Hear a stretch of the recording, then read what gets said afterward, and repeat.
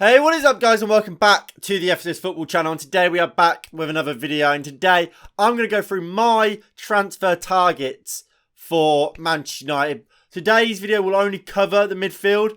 However, I do plan to do other videos for the defence, for the attack, and potentially a goalkeeper. I don't imagine we'll bring in a goalkeeper, but what goalkeepers I might look at. But I'm not 100% sure about the goalkeeper situation. But like I said, today we will be looking at midfielders. And I think midfield is such a key area for Manchester United to improve upon. We've lost two key players in Paul Pogba and Nemanja Matic, both leaving on a free this summer. We need to, well, it's already a position we need to improve on, especially Nemanja Matic's position. That defensive midfield role with players like McTominay in there this season. Players that just aren't defensive midfielders. I think that's the key area, really. And that's kind of where our first player comes in. And that is Ibrahim Sangare from PSV Eindhoven. Now, Sangare is a 24-year-old Ivorian, standing at 6'2". He's a beast of a midfielder. He's got a release clause of £30 million, so we can get him fairly cheap. And he's absolutely what Manchester United need. If you've been watching this channel for a long time, you tune into the streams, you know I've been a big fan of this guy for a long time. And you can get him on the cheap. He can play in both a double pivot and just a single pivot in a 4-3-3 or in a 4-2-3-1. So regardless of what system Erik ten Hag is going to implement at Manchester United, he will be perfect. Looking at his stats from the Eredivisie this season, well, last season I suppose now, 95 tackles, the second most in the league.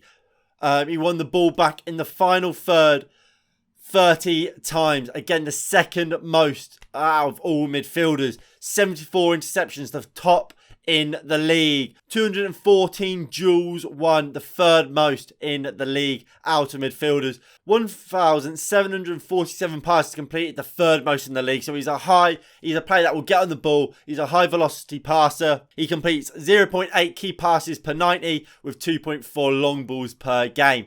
He's a top player. He wins the ball back. He can pass it. He's exactly what Manchester United have been calling out for. And I think he would just be an absolute perfect player. And there's absolutely no reason why we shouldn't be all over this deal. We've missed out on players like a Kamara, like Dennis Zakaria before. We can't miss out on this lad. Especially given how young he is. 24. He's only going to get better. For cheap, £30 million. You're not going to get someone of this level for that price. 6'2". He's dominant in the air. He is the perfect player. And because he is versatile, can play in a midfield three or in a double pivot, there is no reason why United shouldn't go snatch this guy up. Because, especially for £30 million, you're not, even if it doesn't work out, you sell him on, you're going to get at least 15-20 million back. So you're not even missing and going to lose out on too much. You look at players like Wan-Bissaka, if we end up selling him, we're going to lose a lot more than 10-15 million on him by looks of things. So for me, Sangare should be snapped up. I've rated this guy for a while, and I think he would be perfect next to this next guy. And it looks like Manchester United will actually be getting this deal over the line, and that is Frankie de Jong. Now, Frankie de Jong looks like he's going to be actually moving to Manchester United for around £65 million. He's 25. Obviously not lit the world alight as many thought he would when he moved from Ajax to Barcelona. Although has played slightly out of position or out of the role. He played for Ajax, played slightly more further forward. Not really able to pick up the ball from the centre-back like he was so good at for Ajax and what he loves to do for the Netherlands. Look, he's absolutely phenomenal on the ball, isn't he? 90% pass completion in the 92nd percentile out of midfielders. 5.23 progressive passes per 90. 81st percentile. 7 progressive dribbles. That puts him in the 94th percentile. 4.7 progressive carries. 95th. And he creates 2.8 shot creating actions per 90. Partner him next to Sangare, you have the dream midfield. You have a player that on the ball is absolutely at the top, among the world elite on the ball, creating chances, getting the ball forward. And you have a Sangare who, at such a young age, is already a monster in terms of winning the ball back. And he's not a bad passer himself, is he, Sangare?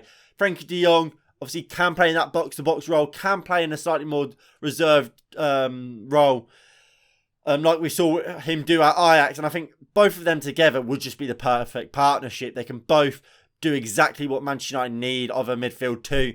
And what, for a combined 95 million, I just think it would be ludicrous not to get these two in.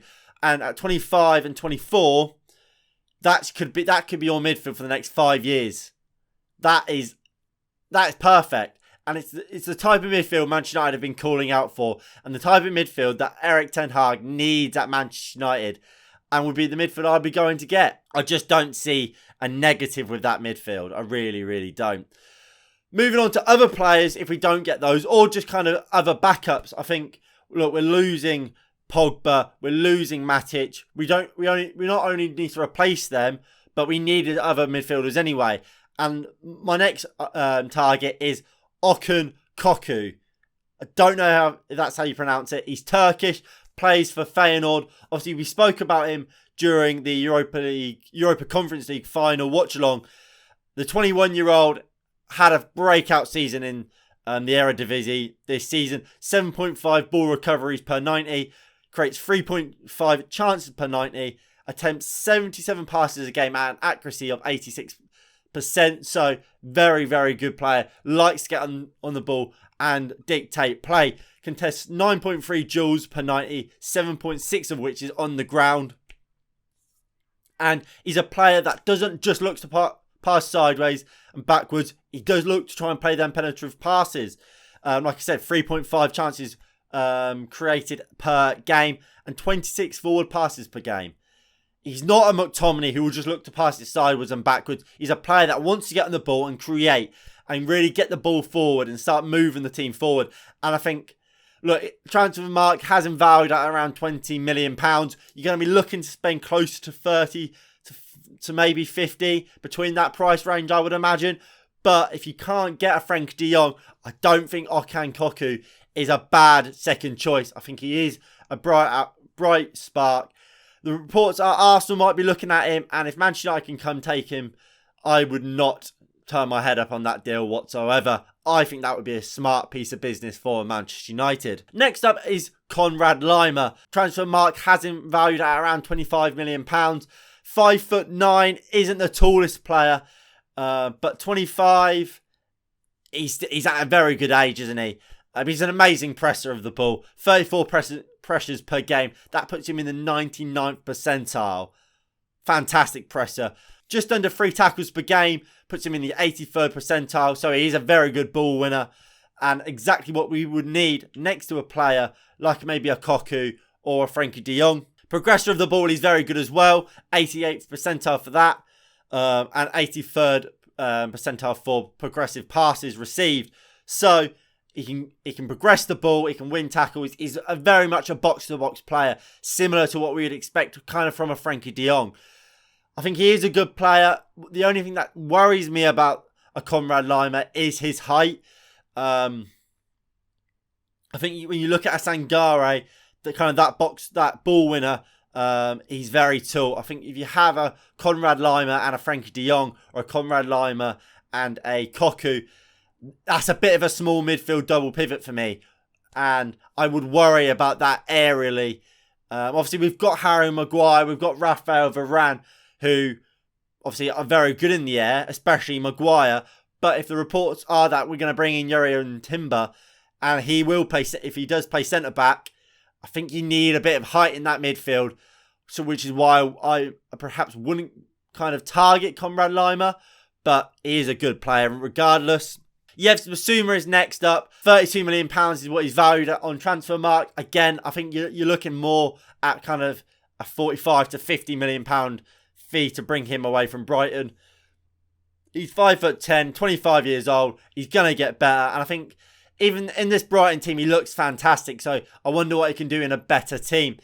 He produces 3.1 tackles per game, put him in the 87th percentile. 2.34 interceptions per 90 puts him in the 86th percentile. And 1.32 dribbles per game, 90th percentile. And again, as a box-to-box player, I think he's fantastic. Defensively, a little bit better, I would say. Obviously, more tackles, more interceptions than Conrad Lima. Obviously, a bit taller, so a bit better. Although I still would have my slight concerns. You look at players like a Donny van der Beek, even he's taller than Yves Bissouma. And you think about Donny van der Beek, you don't think of someone who's great in the air. But I mean, saying that, he handles himself very well in that Brighton midfield. Doesn't get dominated at all. So with Bissouma, I'm less worried than Conrad Lima. Look, I can only hold my hands up and say I don't watch loads of Leipzig and loads of Lima and loads of Austria. So I don't know how well he actually handles aerially. But from what I can tell, he doesn't do amazingly. Bissouma doesn't get dominated in the air. So I'm not as worried about Bissouma as I am Conrad Lima. Now, my last option is Ismail Benacer. Now, Benacer, the big issue with him is his injury record. Very much injury prone. Picks up a lot of injuries. But when he's playing, he is absolute quality. 3.3 tackles per game puts him in the 93rd percentile.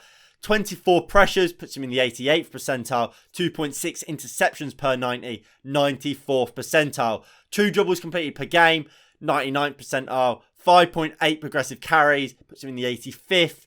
6 progressive passes, 61st percentile. And is creating 2.5 shot creating actions per 90. The guy is absolute dynamite. And the only issue with him is that injury record.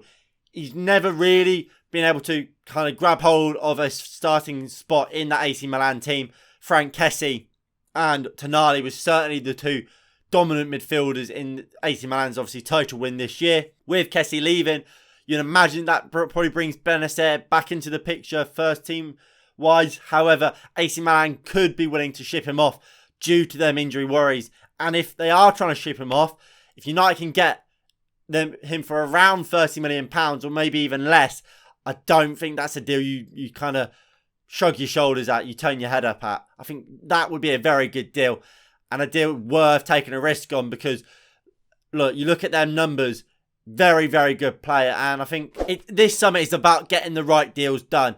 And I don't think you want to be overspending. That's why I've included the players like a Declan Rice, a Tchouaméni. Tchouaméni looks like he's off to Real Madrid. Obviously, you want sort of these upper echelon players, but you're going to be spending 70 to 80 million pounds on a lot of these players.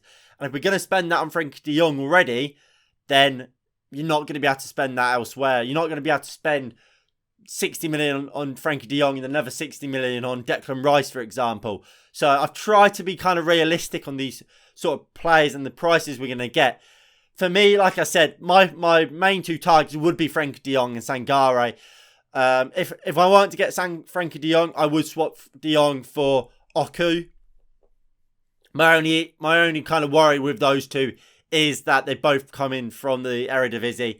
And we know players coming from the Eredivisie can sometimes struggle to adapt. You look at Hakim Ziyech, you look at Memphis Depay, you look at Donny van der Beek, I guess, to a certain extent, have all struggled to kind of adapt to the Premier League straight away, and that would be my biggest worry. However, I don't worry about them because I think they are top players, and I think they would like the Premier League a lot and would be two fantastic players for a midfield double pivot, and especially if you are getting Okan and Sangare, you're not spending hundreds of millions. You're going to have a lot of budget left to go out and go try and get a winger, try and get a centre-back as well. Whereas if you get a Frenkie de Jong, you might not get that much freedom. But like I said, my two main targets would be Sangare and would be Frenkie de Jong, which will allow us to kind of play a midfield free of Sangare, Frenkie de Jong, and either a Donny van der Beek or a Bruno Fernandes. But look, let me know down below what you make of my choices, kind of my targets, I should say, really, and who you would be looking at if you were a Manchester United manager. Anyway, thank you all for watching. If you did enjoy, please do hit that like button below and subscribe if you are new and you haven't already. That would be greatly appreciated. And I'll see you all in the next one in a bit. Peace.